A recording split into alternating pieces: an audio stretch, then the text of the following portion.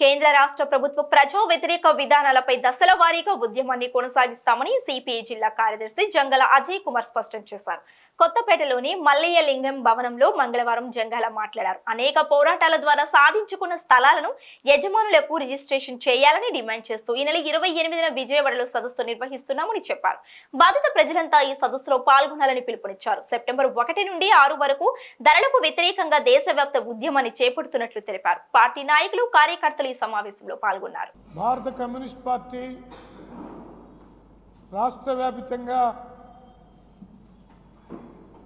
అనేక చోట్ల భూదందాలకు పాల్పడి ప్రభుత్వ భూముల్ని అక్రమంగా కబ్జా చేసినటువంటి వాళ్ళందరినీ తగిన రీతిలో శిక్షించి ఎవరైతే భూములు కోల్పోయారో వాళ్ళకి న్యాయం చేయాలని కోరుతూ, అలాగే గత 15, 20, 30 సంవత్సరాలుగా ప్రభుత్వ పోరంబోకు భూముల్లో, అలాగే చెరువు పోరంబోకు భూముల్లో, ప్రభుత్వ భూముల్లో, అసైన్డ్ భూముల్లో నివాసాలు ఏర్పాటు చేసుకొని ఉంటున్నటువంటి వాళ్ళందరికీ తక్షణమే పట్టాలు మంజూరు చేయాలని డిమాండ్ చేస్తూ 28వ తేదీన అనగా రేపు ఉదయం 10 గంటలకు విజయవాడ దాసరి నాగభూషణరావు భవన్లో భారీ ఎత్తున సదస్సు నిర్వహిస్తూ ఉన్నాం. ఈ సదస్సుకి బాధిత ప్రజలందరూ కూడా తరలి రావాల్సిందిగా విజ్ఞప్తి చేస్తూ ఉన్నాం. అలాగే సెప్టెంబర్ 1వ తేదీ నుండి 6వ తేదీ వరకు నరేంద్ర మోడీ అధికారంలోకి వచ్చిన తర్వాత రోజు రోజుకి అధిక ధరలు రాకెట్ వేగంతో దూసుకుపోతూ సామాన్యుడు నడ్డి విరిచే పద్ధతుల్లో ఉండి కనీసం 2 పూట్ల భోంచేయలేని దుస్థితిలో ఇవాళ ప్రజానీకం అల్లాడిపోతున్నటువంటి ఈ స్థితిలో దేశవ్యాప్తమైనటువంటి ఉద్యమాన్ని ధరలకు వ్యతిరేకంగా తీసుకురావటంలో భాగంగా 1 నుంచి 6 దాకా సెప్టెంబర్లో నిర్వహించబోతా ఉన్నాం.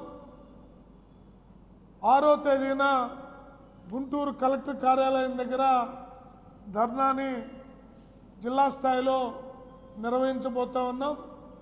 ఈ మొత్తం కార్యక్రమాల్లో ప్రజలందరూ కూడా పాల్గొని జయప్రదం చేయవలసిందిగా విజ్ఞప్తి చేస్తూ, ఈ రోజున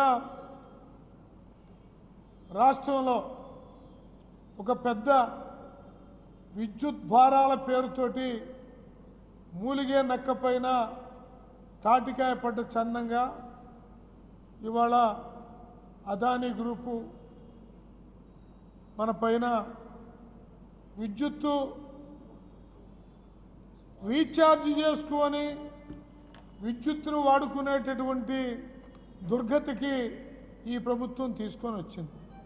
అంటే మనం సెల్ ఫోన్ కనుక ప్రీపెయిడ్లో రీఛార్జ్ ఎలా చేయించుకుంటామో అలా రీఛార్జ్ చేయించుకుంటేనే మన కరెంటు ఆటోమేటిక్గా రీఛార్జ్ అయిపోగానే కరెంట్ ఆగిపోద్ది.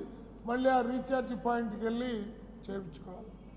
దీనివల్ల విద్యుత్ ఉద్యోగులందరూ వీధిన పడే ప్రమాదం ఉన్నది ఒకటి. రెండోది, అదానీకి మొత్తం ప్రజల ఆర్థిక పరిస్థితుల్ని బలిచ్చేటటువంటి పరిస్థితి ఏర్పడబోతూ ఉన్నది. ఇదే కాకుండా స్మార్ట్ మీటర్లు కొత్తగా గుజరాత్ నుంచి దిగిని, ఇప్పటికే అనేక విద్యుత్ కేంద్రాల్లో దిగిని. మేము సిపిఐగా ఒకటే తెలియజేస్తూ ఉన్నాం.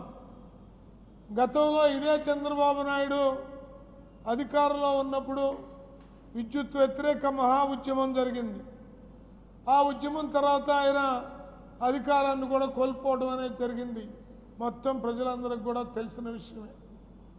అందుకని విద్యుత్ సంస్కరణలు కనుక తీసుకొని వచ్చి స్మార్ట్ మీటర్లు పెట్టి గృహాలకి, వాణిజ్యాలకి, అలాగే రైతులకి బిగించి అన్ని వర్గాల ప్రజలనెత్తిన విద్యుత్ పిడుగుపాటు పడే ప్రమాదాన్ని కూడా ప్రజలను గుర్తించమని కోరుతూ ఉన్నాం.